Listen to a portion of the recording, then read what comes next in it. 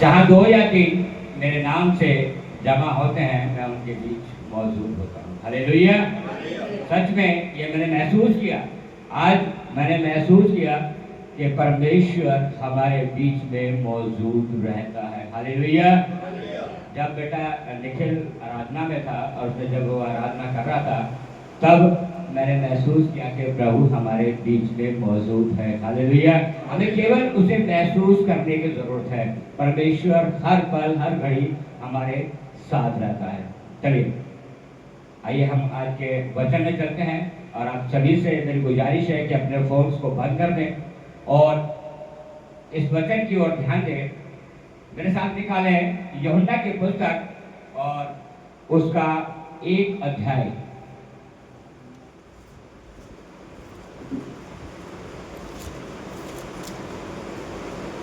और वचन में जाने से पहले एक चीज मैं आपको बताना चाहता हूं कि जो आज का वचन है उस वचन को अभी तक मैं जब से यहाँ आया हूं परमेश्वर ने उसे इंडिकेट कर दिया। हालेलुया। कि जिस शिक्षा से वो वचन जुड़ा है वह चाहे पास्टर जी के रूप में, चाहे आराधना के रूप में, चाहे सिस्टर डोली के भजन के रूप में हुआ, उसका इंडिकेशन परमेश्वर ने इस वचन से पहले ही आप सबको दे दिया। हालेलुया। खुदा के एक वचन में लिखा है कि खेत तो बहुत से हैं पर मजदूर थोड़े हैं। खुदा लिखा कि खेत के मालिक से प्रार्थना करो कि वह थोड़े से मजदूर और भेजे। हालेलुया। परमेश्वर ने जो मैं कोई किसी का न्याय करने वाला या किसी को ठहराने वाला नहीं ठहरा, परमेश्वर है ठहराने वाला। बेटा निखिल और बहन डोली को उस मजदूर के रूप में इस कलीसिया में प्रस्तुत किया। परमेश्वर का धन्यवाद कि बहन डोली को परमेश्वर ने इतना अच्छा गला दिया, इतना बुद्धि और ज्ञान दिया कि वे नए नए भजन बनाकर और प्रभु की जो प्रार्थना करती है, जो आराधना करती है, परमेश्वर में बहुत आशीष करें। और मैं प्रार्थना करता हूँ भाई निखिल के लिए, परमेश्वर ने अपने बेटे को जो इतनी बहुतायत के साथ बढ़ाया है, परमेश्वर उसे और आगे बढ़ाए। हालेलुया। चलिए वचन में चलते हैं। जरा कोई पढ़े वचन 1 से लेकर 14 तक। जरा जो भी वचन को पढ़े जरा ध्यान से और आराम से पढ़े ताकि ये वचन क्या है कि वो हमारी समझ में आए। हालेलुया। जी पढ़े। हाँ जी। 1 से लेकर 14 तक। आदि में वचन था और वचन परमेश्वर के साथ था और वचन परमेश्वर था। यदि आदि में परमेश्वर के साथ था, सब कुछ उसी के द्वारा उत्पन्न हुआ और जो कुछ उत्पन्न हुआ है उसमें से कोई भी वस्तु उसके बिना उत्पन्न नहीं हुई। उसमें जीवन था और वह जीवन मनुष्य की ज्योति था। ज्योति अंधकार में चमकती है और अंधकार ने उसे कैद ना किया। एक मनुष्य परमेश्वर की ओर से उपस्थित हुआ जिसका नाम यूहन्ना था। वह गवाही देने आया कि ज्योति की गवाही दे ताकि सब उसके द्वारा विश्वास पाए। वह ज्योति न था परंतु उस ज्योति की गवाही देने के लिए आया था। सच्ची ज्योति जो हर एक मनुष्य को प्रकाशित करती है जगत में आने वाली थी। वह जगत में था और जगत उसके द्वारा उत्पन्न हुआ और जगत ने उसे नहीं पहचाना। वह अपने घर आया और उसके अपनों ने उसे ग्रहण नहीं किया, परंतु जितनों ने उसे ग्रहण किया उसने उन्हें परमेश्वर की संतान होने का अधिकार दिया, अर्थात उन्हें जो उसके नाम पर विश्वास रखते हैं। वे ना तो लहू से, न शरीर की इच्छा से, न मनुष्य की इच्छा से, परंतु परमेश्वर से उत्पन्न हुए हैं। और वचन देहधारी हुआ और अनुग्रह और सच्चाई से परिपूर्ण होकर हमारे बीच में डेरा किया और हमने उसकी ऐसी महिमा देखी जैसी पिता के एकलौते की महिमा। Thank you. क्या आज आप उस वचन को ग्रहण करने के लिए तैयार हैं? दोस्तों बोलिए आमीन। आमीन। जी दरअसल निकाले मत्ती की पुस्तक और उसका 5 अध्याय।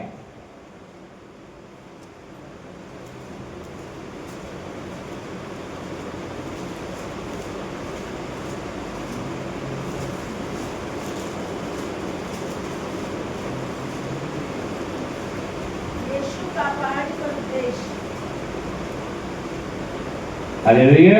हालेलुया। मत्ती की 5 अध्याय और उसका 13वां वचन। हालेलुया। नमक और ज्योति। हालेलुया। हालेलुया।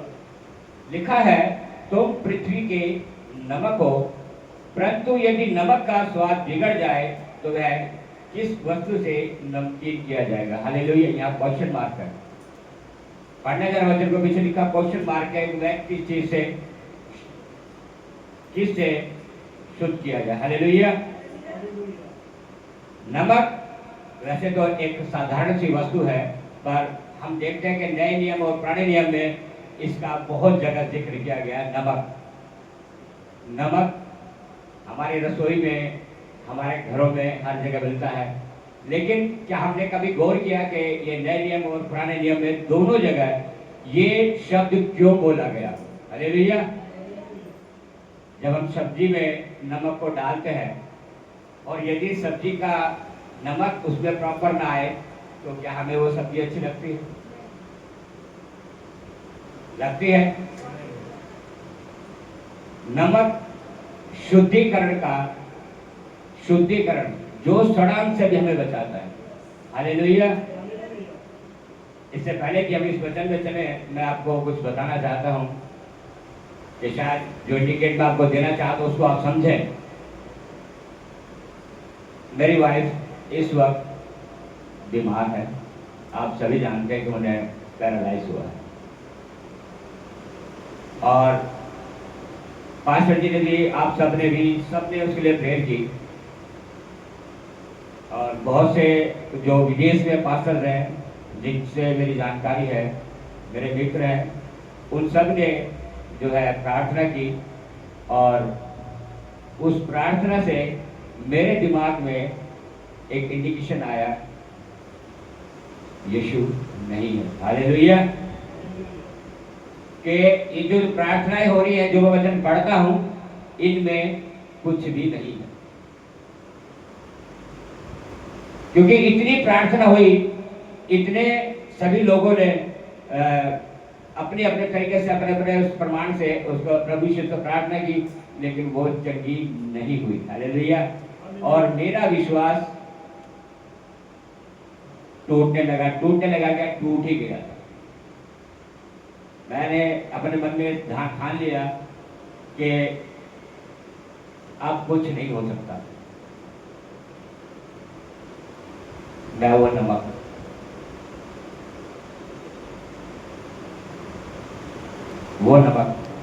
यहां लिखा है कि नमक का स्वाद बिगड़ जाए तो वह फिर किस वस्तु से नमकीन किया जाए। वह फिर किसी काम का नहीं, केवल इसके कि हम बाहर फेंका जाए और मनुष्यों के पैरों के तले रौंदा जाए। हालेलुया। मेरे लिए वही काम तैयार हो गया कि मैं मनुष्यों के पैरों के तले रौंदा जाऊं। लेकिन मैं फिर एक दिन से बाइबल पढ़ रहा था और बाइबल पढ़ते पढ़ते मन में फिर ये आया कि यार तू ये बाइबल क्यों पढ़ रहा है, कुछ हो तो रहा नहीं है, कुछ भी नहीं हो रहा।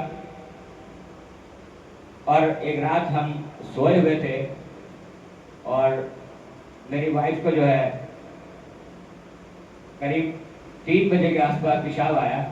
उसने कहा कि मुझे वॉशरूम जाना है, प्लीज आप मुझे उठाओ। तो वो ठीक ढंग से बोल नहीं पाती, लेकिन मैं समझ जाता था कि हाँ, उसने कहा मुझे वॉशरूम जाना है। और मैंने जब उसे उठाया और पोर्ट पर जब बैठाया तो सीलिंग फैन जहां मेरा तकिया था, वो फैन एग्जैक्ट वहीं पे गिरा जहां मेरा सर था। हालेलुया। प्रभु का उसी वक्त मेरे हृदय में एक वचन उठा, यशायाह 41 और उसका 10 कि मत डर। हालेलुया। मत डर के इधर उधर मत आ, मैं तेरा परमेश्वर यहोवा तुझे अपने घर में दाहिने हाथ से संभाले रहूंगा। हालेलुया।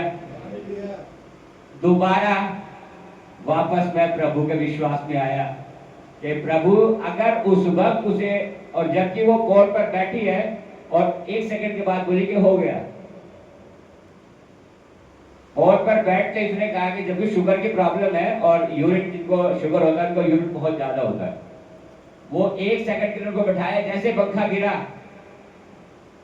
उसके तुरंत बाद निकाल के हो गया। ये परमेश्वर की महिमा थी। परमेश्वर कहता कि तू डर मत, मैं हमेशा तेरे साथ हूं, हमेशा तेरे साथ हूं। मैं बाइबल पढ़ रहा था और सबोधन की पुस्तक, उसमें उसके वचन को जब मैं दूसरे वचन में पढ़ा कि हर एक काम का एक समय है। हालेलुया।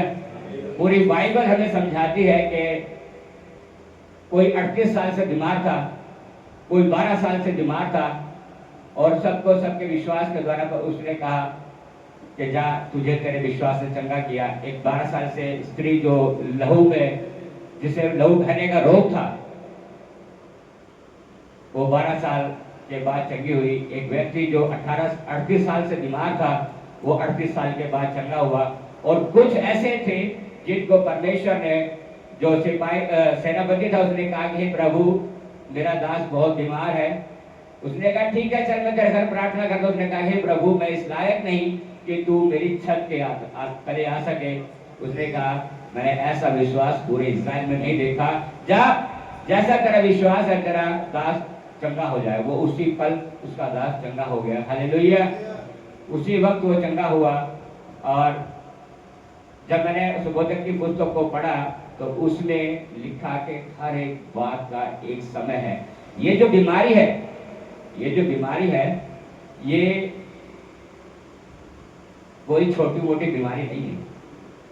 इसके लिए जब ये बीमार भी नहीं थी तो मेरे मुंह से अपना भी चीजें निकलती थी। मैं बच्चों से बोलता था कि यार कुछ ऐसा मुझे समझ में आ रहा है, ऐसा दिख रहा है कि इस घर से बहुत बड़ी परमेश्वर की महिमा होने वाली है। मैं नहीं जानता था कि वो इस रूप में वो अपनी महिमा को प्रकट करेगा। वचन में लिखा है कि ये बीमारी मृत्यु के लिए परंतु परमेश्वर की महिमा के लिए। हालेलुया। मैं पहले बहुत डरा हुआ था, लेकिन अब मैं नहीं डरता कि ये बीमारी है, पर मैं जानता हूँ ये परमेश्वर की महिमा है कि कुछ बहुत बड़ा, छोटा नहीं, बहुत बड़ा उसके जीवन में परमेश्वर उस गवाही को तैयार कर रहा है। हालेलुया। मैं कई बार जब रात को प्रेयर करता हूँ, और मैं रात को 12 बजे के बाद प्रेयर स्टार्ट करता हूँ, क्योंकि जब तक वो सो नहीं पाती है मैं कोई भी अपना काम नहीं कर सकता, ना मैं प्रार्थना कर सकता हूँ, ना वचन पढ़ सकता हूँ, क्योंकि जब तक वो जगेगी उसको कुछ ना कुछ हर 2 मिनट बाद कोई काम उसको याद आता रहेगा, क्योंकि कारीगर बहुत ऐसे साथ काम कर रहा है। हालेलुया। जब वो सो जाती है तो मैं उसके बाद करीब 1 घंटा वचन में जाता हूँ और बाइबल पढ़ता हूँ, प्रार्थना करता हूँ। और ऐसे ही जब मैं वचन पढ़ रहा था तो रात को करीब 3 बजे मुझे आभास हुआ कि कोई मेरे आसपास है। हालेलुया। कि कोई मेरे आसपास है। एक पास्टर हैं, मैं उनसे बात की, जिन्हें पास्टर भी जानते हैं, और मैंने उनको बताया कि पास्टर ऐसे बात है। उसने कहा डरने की आवश्यकता नहीं है, डरने की आवश्यकता नहीं है, कि डर पर तुम्हें जीतना है, घबराना बिल्कुल भी नहीं है। और जब मैं रात को वचन बहुत देर तक पढ़ता हूँ तो करीब 3 साढ़े 3 भी बज जाते हैं। और कई बारी ऐसा महसूस होता है कि मैं अपने घर में, आप यकीन नहीं करेंगे, संडे के दिन, खासकर संडे को हमारे घर में झगड़ा जरूर होता है। हर संडे झगड़ा होगा। मेरा कारण है कि मैं वाइफ को छोड़कर नहीं निकल पाता, लेकिन बच्चों से मेरा झगड़ा होता है कि तुम लोग चर्च में जाओ। मैंने डिसाइड किया कि एक दिन तुम चर्च में जाओ और एक दिन चर्च में मैं जाऊंगा, लेकिन नहीं मन करता। मैं आप सभी से प्रार्थना करता कि आप उसके लिए प्रेयर करें कि वो वचन में बने और परमेश्वर के इस भवन में आए। हालेलुया। आराधना और प्रार्थना में लगे रहे, क्योंकि प्रार्थना से ही सारे बंधन टूटते हैं। आइए हम वचन में नमन करें।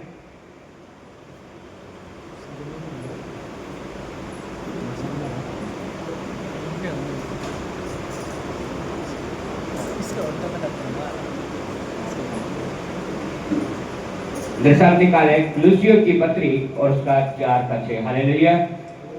Page number 280।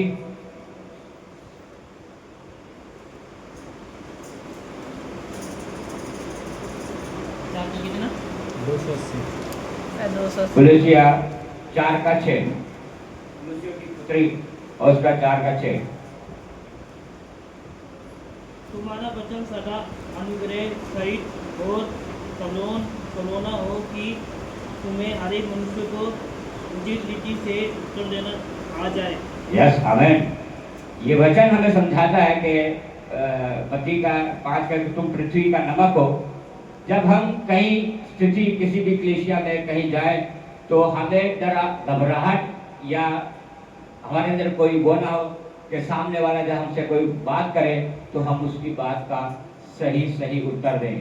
खुदा के जो लोग थे पहले, उनके जाने से पहले जैसे पास्टर जी ने बताया कि बीमार चंगे हो जाया करते थे। पतरस था, उसकी परछाई से लोग चंगे हो जाते थे।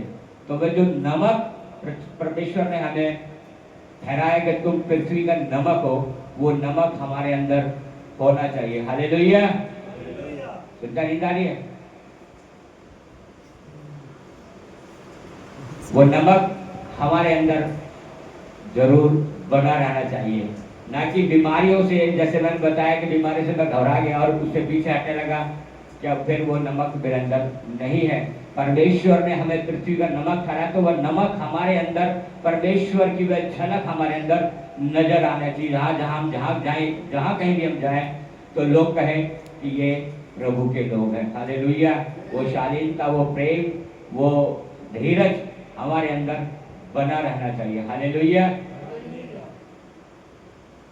आगे लिखा है,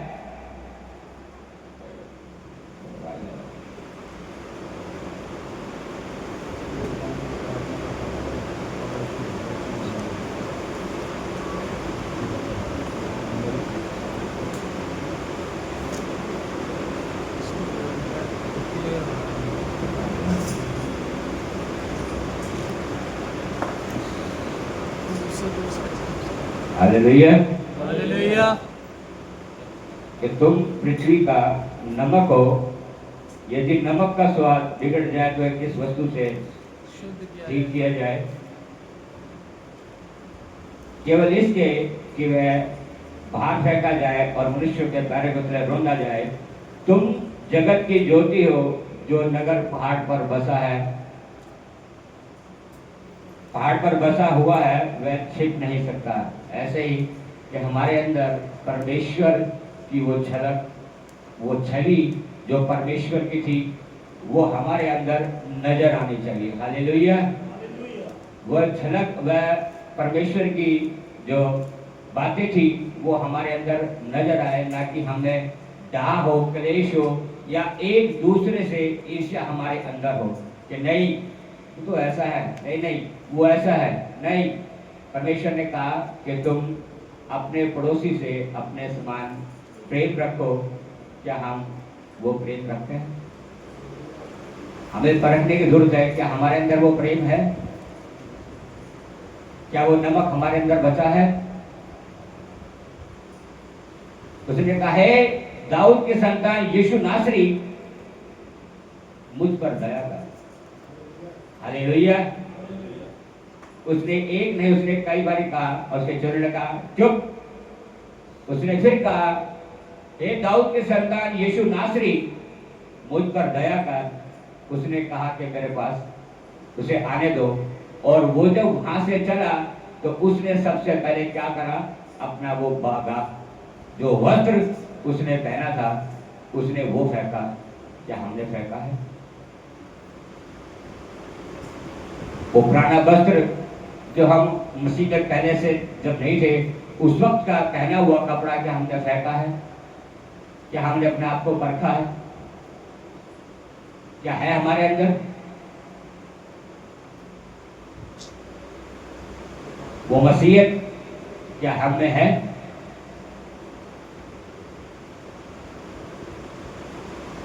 क्या हमने वो कपड़ा फेंका?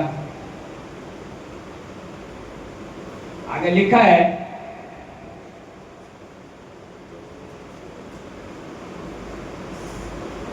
और लोग दिया जलाकर पैमाने के नीचे नहीं परंतु दीवट पर रखते हैं, तब उससे घर के सब लोगों को प्रकाश पहुंचता है। हालेलुया। पैमाना। क्या अगर हमें प्रार्थना करना आता है या वचन देना आता है या वचन समझना आता है या वचन समझाना आता है, तो क्या उसे हम अपने अंदर छुपा कर रखते हैं? परमेश्वर ने अपने लोगों को कहा कि जाओ अन्य जाति में जाओ और वचन का प्रचार करो। यदि हम कर सकते हैं तो क्या उसे अपने अंदर समेट के बैठे? परमेश्वर ने कहा कि तुम चुप होकर बैठ जाओ। अगर एक भाई कमजोर है तो हमें दूसरे क्या करना चाहिए? क्या करना चाहिए? आगे बढ़ाना चाहिए, ना कि उसे ये कह के पीछे कर देना चाहिए ये इस लायक है ही नहीं। क्या हम न्याय करने के लिए ठहराए गए हैं? हम न्याय करने के लिए ठहराए गए? नहीं, हम न्याय करने के लिए नहीं ठहराए गए। हमें परमेश्वर ने अपने सुसमाचार के राज्य की प्रचार करने के लिए हमें बुला गया कि परमेश्वर के वचन का प्रचार करो। हालेलुया। आगे लिखा है, और लोग दिया जलाकर पैमाने के नीचे नहीं परंतु दीवट पर रखते हैं, तब उस घर के सब लोगों को प्रकाश पहुंचता है। इसी प्रकार तुम्हारा उजाला मनुष्य के सामने चमके, कि वे तुम्हारे भले कामों को देखकर तुम्हारे पिता को जो स्वर्ग में है बड़ाई करे। हालेलुया। परमेश्वर के वचन को बड़े ध्यान सुने जान पर आशीष हो। कहे सब आमेन।